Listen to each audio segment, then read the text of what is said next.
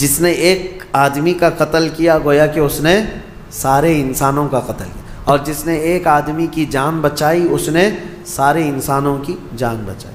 ایک مقدمہ آیا تھا حضرت علی کے بارگاہ میں۔ ہوا کیا تھا، ایک آدمی کا مرڈر ہو گیا، قتل ہو گیا۔ اب جہاں لاش پڑی ہوئی ہے وہاں پر سے فوجی گزر رہے تھے، پولیس اس زمانے کی حضرت علی کرم اللہ وجہہ الکریم کی گزر رہے تھے، لاش پڑی ہوئی ہے، خون میں لت پت ہے۔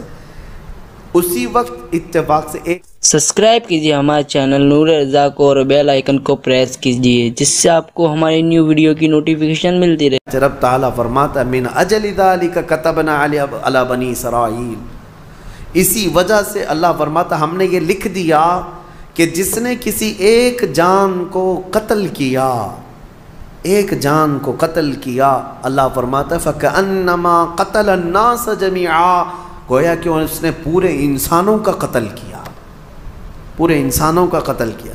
وَمَنْ أَحْيَاهَا فَكَأَنَّمَا أَحْيَا النَّاسَ جَمِيعًا، اور جس نے کسی ایک جان کو بچایا گویا کہ اس نے پورے انسانوں کو بچایا۔ یہ اللہ کا قانون ہے، جس نے ایک قتل کیا اس نے پورے انسانوں کا قتل کیا۔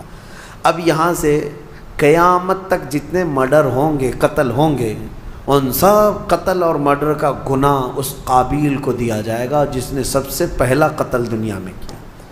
لیکن کوئی یہ نہ سمجھے کہ اس کو نہیں ملے گا، سب قابیل پہ جائے گا۔ ہاں، یہ سوچ کر کے مرڈر شروع ہو جائے۔ قتل کرنے کا گناہ خود کا گناہ تو ہے ہی، لیکن اتنا بڑا گناہ اس کو بھی دیا جائے گا جو فرسٹ ٹائم شروع کیا ہے۔ اور اسی قاعدے کے مطابق کوئی بھی برا کام تم شروع کر رہے ہو، یاد رکھو اگر اس کی پیروی کرتے دوسرے لوگ بھی وہ گناہ میں ملوث ہوئے، ان سب کے گناہ کا بوجھ بھی تمہارے اوپر ڈالا جائے گا۔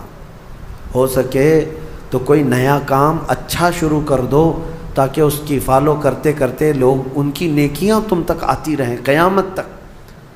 کوئی برا کام تم نے، بہت سارے لوگ فیشن شروع کرتے ہیں، ان کو ایسا لگتا ہے کہ یہ میرا فیشن ہے، ایک نیا فیشن۔ گناہ کو اگر فیشن شروع کیا، نیکی کو فیشن بناؤ۔ اگر اس کی کوئی اقتدا کر لیا تو اس کا ثواب تمہیں ہے۔ مثال کے طور پر نماز میں، نماز کے بعد ہم تسبیح پڑھنا شروع کر دی، سبحان اللہ و بحمدہ سبحان اللہ العظیم۔ لوگ اس کو نقل کرتے رہے۔ جس نے بھی جہاں پر بھی شروع کیا، جب تک پڑھا جاتا رہے گا شروع کرنے والے کو اس کا ثواب ملتا رہے گا۔ آپ نماز کے بعد سلام شروع کر دیے، برسوں تک اگر میرے آقا کی بارگاہ میں لوگ اسی پر نقل کرتے ہوئے سلام پڑھتے رہے تو اس نئے کام کی ابتدا کرنے کا ثواب تو ہے ہی، لیکن جتنے لوگ اس نیک کام پر عمل کرتے رہیں گے ان سب کا ثواب بھی آپ کو دیا جائے گا، اور عمل کرنے والوں کے ثواب میں بھی کوئی کمی نہیں ہوگی۔ اسی طرح گناہ کا مسئلہ ہے کہ اگر تم نے نیا کام شروع کیا، پینٹ پھاڑ کر کے پہنو، سطر دکھا کر کے گھومو، کانوں میں بالیاں پہن لو، ہاتھوں میں چوڑیاں پہن لو، اور تھوڑی لمبی چوٹی لگا کر کے، مردوں کی بات کر رہا ہوں، نوجوان، اور یہ سمجھتے ہیں کہ ایک نیا فیشن ہے۔ یہ کون سا فیشن ہے کہ نہ مرد نظر آ رہا ہے نہ عورت نظر آ رہا ہے۔ اگر اس طرح کی حرکت کر کے کوئی نیا فیشن سمجھتا ہے گناہ کو، اور اس کا دیکھا دیکھی جتنے لوگ اس پر عمل کرتے رہیں گے ان سب کا گناہ اس کے اوپر ہوگا۔ شروعات میں اپنی جانب سے کوئی ایسی چیز نہ لاؤ، اللہ ہم سب کی حفاظت فرمائے۔ اس پر ایک نفیس بات میں گفتگو کر کے آگے بڑھ جاتا ہوں۔ مولا علی کرم اللہ وجہہ الکریم کی بارگاہ میں ایک مقدمہ آیا تھا، اس آیت کو یاد رکھیا، جس نے ایک آدمی کا قتل کیا گویا کہ اس نے سارے انسانوں کا قتل کیا، اور جس نے ایک آدمی کی جان بچائی اس نے سارے انسانوں کی جان بچائی۔ ایک مقدمہ آیا تھا حضرت علی کے بارگاہ میں۔ ہوا کیا تھا، ایک آدمی کا مرڈر ہو گیا، قتل ہو گیا۔ اب جہاں لاش پڑی ہوئی ہے وہاں پر سے فوجی گزر رہے تھے، پولیس اس زمانے کی حضرت علی کرم اللہ وجہہ الکریم کی گزر رہے تھے، لاش پڑی ہوئی ہے، خون میں لت پت ہے۔ اسی وقت اتفاق سے ایک آدمی وہیں جھاڑیوں کے پاس تھا جو چاقو اٹھایا ہوا تھا اور اس کے ہاتھ میں خون لگا ہوا تھا۔ فوراً پولیس نے اس کو پکڑ لیا. ایک آدمی کا قتل کیا. وہ چلاتا رہا میں قاتل نہیں ہوں، میں قاتل نہیں ہوں، میں نے نہیں مارا ہے. کہا کون مارا ہے؟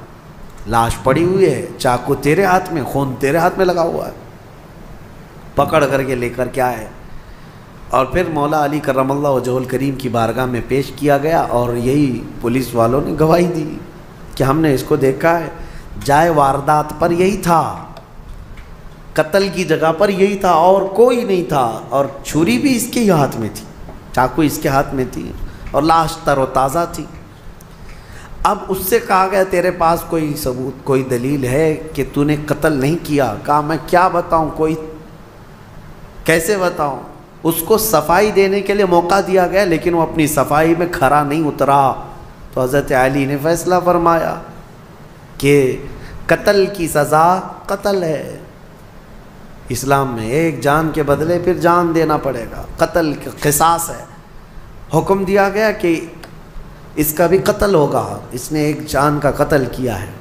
وہ کھڑا تھا، اب اس کو سزا کے لیے، موت کی سزا کے لیے لے جایا جا رہا تھا. اتنے ہی میں عدالت میں ایک شخص بھاگتا ہوا آیا، دوڑتا ہوا آیا.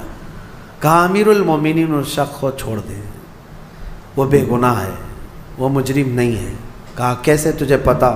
کہا جو مقتول ہے، جو لاش ہے جو پڑی ہوئی آپ کو ملی ہے، اس کا قاتل میں ہوں، میں نے قتل کیا، میرے سے اس کے معاملات تھے، رنجش تھی، میں نے قتل کیا ہے. لیکن میں نے جب دیکھا اس کو کہ یہ بیچارہ ناحق مارا جائے گا تو میرا دل نہیں رہا، نہیں گیا مجھ سے، میں حاضر ہو گیا، میں اقرار جرم کرتا ہوں، اس کی جان چھوڑ دیجیے. تو اس کو چھوڑ دیا گیا. ابھی اس کو پکڑ لیا گیا، جو نیا قاتل آیا ہے، اقراری مجرم ہے. اب اس کو سزا دی گئی کہ اب اس کو جو ہے قتل کی سزا ہوگی کہ یہ حقیقت میں یہ مجرم تھا. اس وقت مولا حسین اور مولا امام حسن رضی اللہ تعالیٰ بچپن میں تھے یا جوانی میں تھے. بارگاہ حیدر کرار میں وہ بھی بیٹھے رہتے تھے.